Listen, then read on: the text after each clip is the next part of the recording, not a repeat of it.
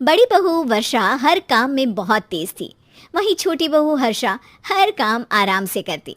वर्षा को अपनी तेजी पर बहुत घमंड था।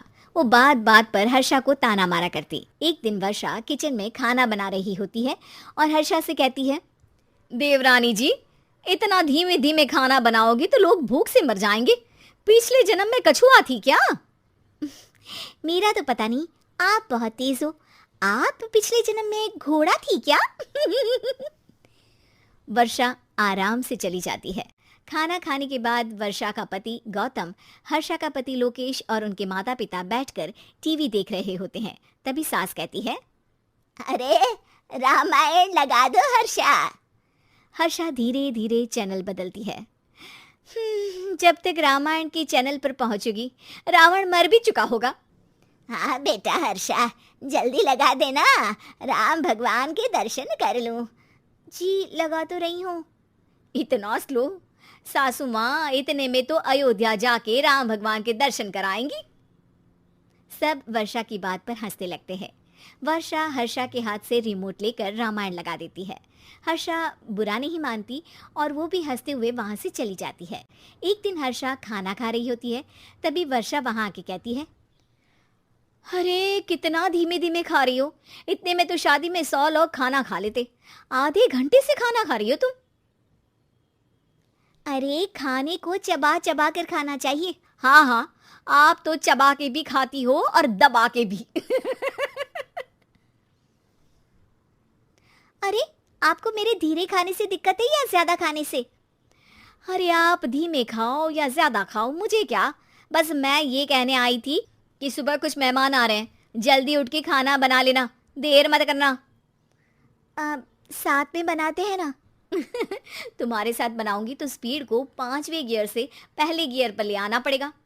अरे भाई, तुम्हारे साथ रहकर तो मेरी तेज रफ्तार पर भी असर पड़ेगा और मैं भी तुम्हारी तरह हौले हौले काम करने लगूंगी सब। ठीक है, मैं पराठे बना लूँगी और सब्ज़ी बना लूँगी। आप चपाती बना लेना और दाल बना लेना। हाँ हाँ ठीक है, पर अलग अलग ही बनाएंगे। अगले दिन हर्षा जल्दी उठ के काम करने लगती है और वर्षा सुबह उठ के ये सोच के वापस सो जाती है कि काम तो वो तेज़ कर ही लेती है। अगर थोड़ी देर सो भी जाएगी तो भी हर्षा से पहले तो काम निपटा ही लेगी। हर्षा बेटा, आज भगवान के लिए थोड़ा जल्दी हाथ चलाना। हाँ, मेहमान आने ही वाले हैं। जी हाँ माँ, आटा गूंद लिया है, आलू उबल रहे हैं, पराठे बनाने ही वाली हूँ, फिर सब्जी भी बना लूँगी। इतने में ही वर्षा वहाँ आ जाती है। माँ जी, मेरा तो आप टेंशन ही मत लो, अभी उठी हूँ, लेकिन देखना खाना फटाफट राजधानी एक्सप्रेस की स्पीड से बना दूँगी। इतने में ही मेहमान आ जाते हैं। आइए आइए आइए, खाना बन ही रहा है, चाय बनवा लेती हूँ पहले आपके लिए। सास किचन में आती है। वर्षा, वो लोग आ गए, चाय बना दे जल्दी से। हर्षा को नहीं बोल रही क्योंकि वो तो सुबह की चाय देने में शाम कर देगी। चाय बन भी चुकी है माँ जी। वर्षा तेज ही नहीं, सबसे तेज है। आप चलिए, मैं चाय लेकर आती हूँ। वर्षा मेहमानों के सामने चाय लेकर जाती है। ये हमारी बहू है वर्षा, तेज वर्षा कहते हैं इसको। हर काम में इतनी तेजी रखती है जैसे मिल्खा सिंह भाग रहा हो। अरे वाह वाह, फिर तो खाना भी जल्दी मिलेगा हमको। हाँ हाँ, आप चाय नाश्ता खत्म कर लेंगे, उसके पहले ही वर्षा जल्दी से स्वादिष्ट खाना भी लेकर आ जाएगी। वादा तो कर लिया जल्दी खाना देने का। आपकी चपाती भी नहीं बनी और दाल भी नहीं उबली। फिर भी तुमसे पहले काम खत्म हो जाएगा मेरा। तुम्हारी तरह नहीं हूँ, घड़ी की सबसे पतली सुई की जैसी धीमे धीमे धीमे काम करती हो तुम।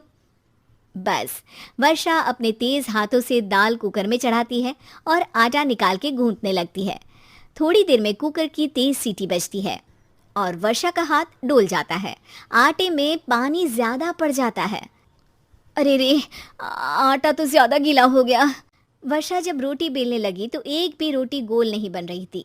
कोई रोटी श्रीलंका के नक्शे जैसी थी तो कोई रोटी ऑस्ट्रेलिया के नक्शे जैसी बनती। वर्षा चिढ़ जाती है। कुकर फिर से जोर से सीटी मारता है। सास बाहर से आवाज देती है, वर्षा बेटा, आज स्पीड थोड़ी कम लग रही है। टाइम और लगने वाला हो तो बता दो बेटा। वर्षा को ये बात सुनकर बहुत बुरा लगता है। वो सोचना भी नहीं चाहती थी कि कभी उसकी तेजी पर कोई सवाल उठेगा। वहीं हर्षा धीमे धीमे अपना काम करती रहती है। वर्षा दाल बनाते वक्त भी इतनी घबरा जाती है कि जल्दबाजी में दाल में नमक ज्यादा गिर जाता है। वर्षा का खाना फिर भी हर्षा से जल्दी तो बन जाता है और जब खाना मेहमानों के सामने लगता है तो सब हर्षा के खाने की तारीफ करते हैं। अरे पराठे तो कमाल की बनी है और सब्जी भी। बस दाल में नमक थोड़ा इधर उधर हो गया है। वर्षा को बहुत शर्म आती है और वो नीचे सर करके खड़ी रहती है।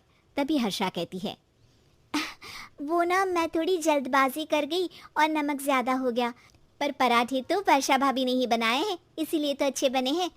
वर्षा ने कभी नहीं सोचा था कि हर्षा के काम की इतनी तारीफ होगी, लेकिन वो उसका यश वर्षा